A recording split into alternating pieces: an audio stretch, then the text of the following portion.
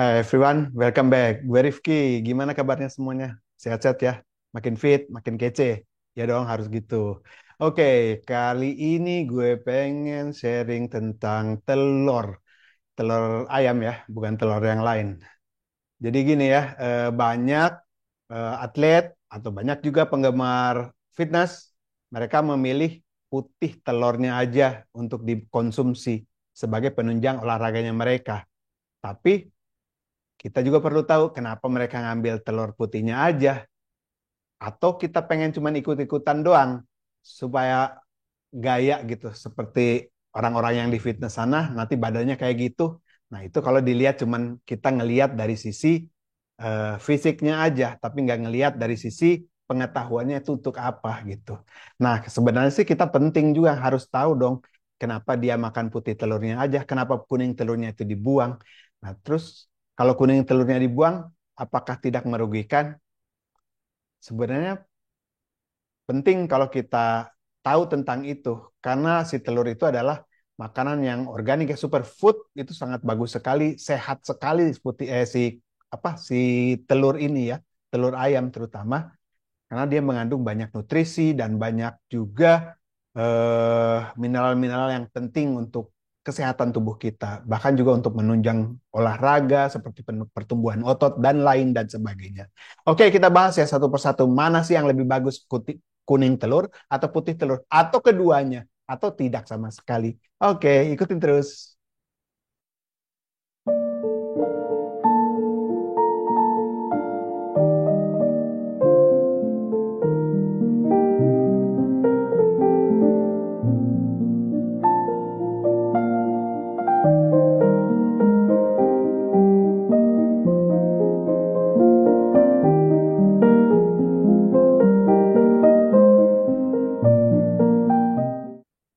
Sebenarnya putih telur dan kuning telur itu mempunyai kelemahan dan kelebihannya masing-masing. Kita perlu tahu juga ya. Untuk putih telur, dia mengandung vitamin A dan vitamin E, tetapi kandungannya itu sangat kecil sekali, sangat sedikit sekali.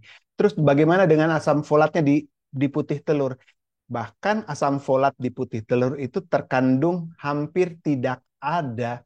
Jadi sama sekali nggak ada ya.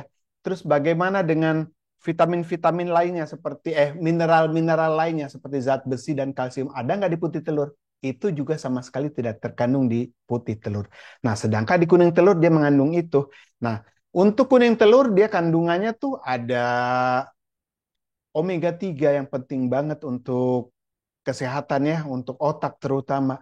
Dan juga vitamin D. Vitamin D itu kan kita butuhkan untuk otot ya, untuk juga kekebalan tubuh ya. Nah, itu terkandung di kuning telur. Jadi menarik banget ya. Sebenarnya itu si kuning telur itu bukan makanan yang jelek ya. Justru sangat sehat sekali ya. Tapi kenapa dibuang? Itu sih yang menarik itu. Kenapa mereka dibuang? Kenapa pada olahraga tertentu dia memilih hanya putih telurnya saja? Nah, supaya tahu bahwa si putih telur itu kan dia rendah kalori, rendah lemak, dan juga dipakai untuk supaya menjaga berat tubuh itu supaya tetap stabil. Supaya kan kalau kita makan yang kuning telur itu dia lemaknya lebih tinggi.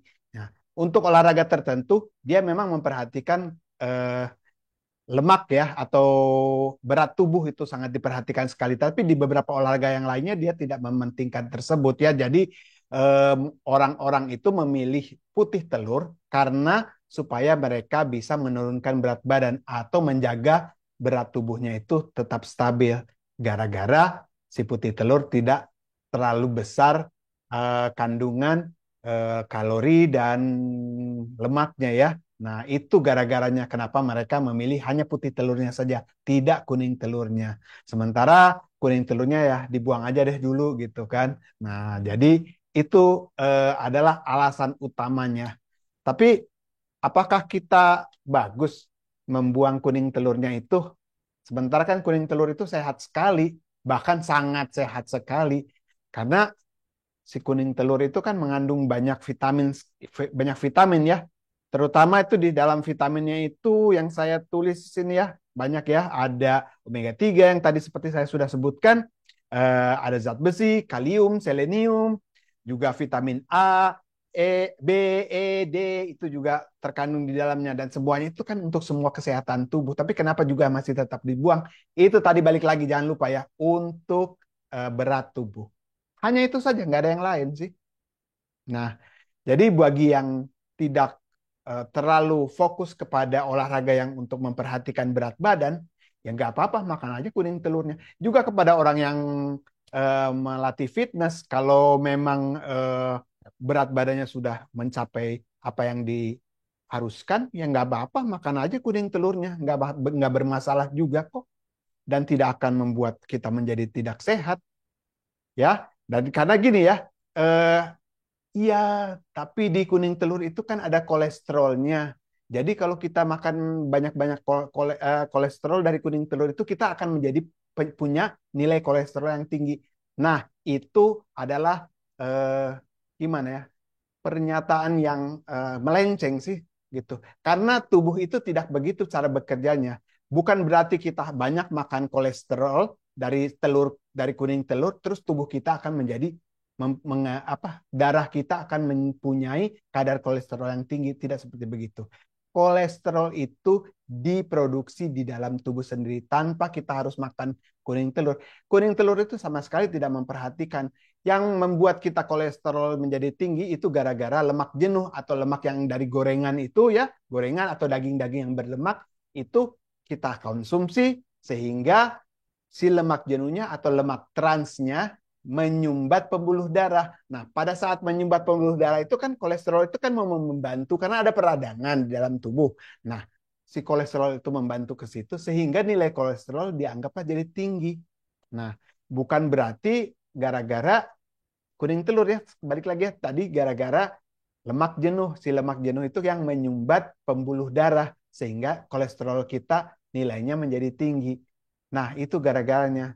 Nah, jadi bukan berarti kita makan kuning telur akan menjadi eh, punya kolesterol yang tinggi. Itu adalah salah besar dan tidak begitu cara bekerja dalam tubuh. Semoga ini bisa membantu memberikan pencerahan ya. Karena banyak sekali di luar sana mereka memahaminya seperti begitu dan pemahaman itu sangat salah sekali gitu.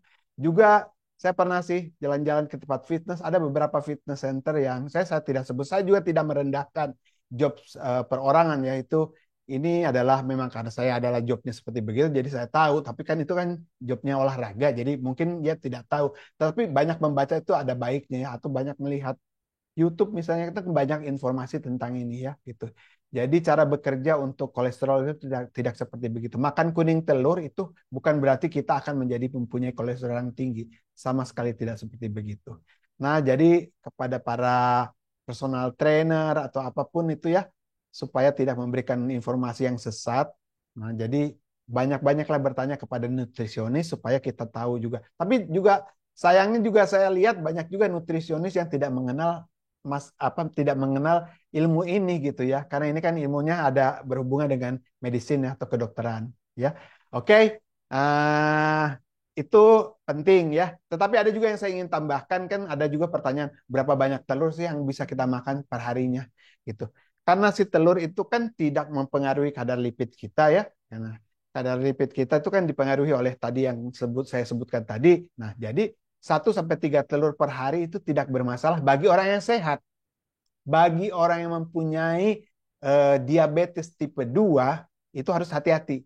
Kita hanya boleh ya konsumsi satu butir telur per harinya ya gitu. Tetapi dengan pengawasan dokter loh. Tanyakan dulu kepada dokternya masing-masing supaya kita tidak salah kaprah. Tapi kalau lu sehat, lu tidak punya masalah dengan kolesterol, tidak punya masalah dengan darah tinggi dan lain-lainnya, boleh 1 sampai 3 butir per hari tidak masalah dan tidak akan membuat nilai kolesterol kamu menjadi tinggi gara-gara itu.